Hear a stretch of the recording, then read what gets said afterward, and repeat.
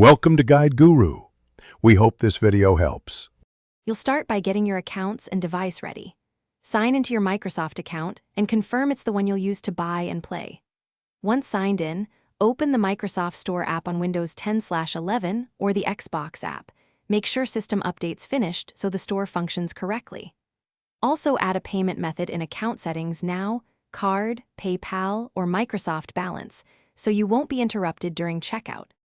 Next, locate the exact Minecraft edition you need. Search Minecraft in the Microsoft Store and compare Bedrock Edition versus Java if listed. Bedrock runs on Windows Store and supports crossplay. Make sure the edition matches your device and that any bundle includes Xbox Play Anywhere if you want console access. Add the item to your cart, then double-check account, family safety, and region settings because finish by reviewing your order and applying any gift card or promo code before you place the purchase. Make sure the total and billing method are correct. After payment, download and install Minecraft from your library and sign in with the same Microsoft account to unlock the game.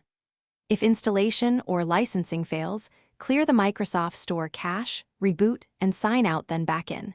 If that doesn't help, reach out to Microsoft support for account or billing resolution.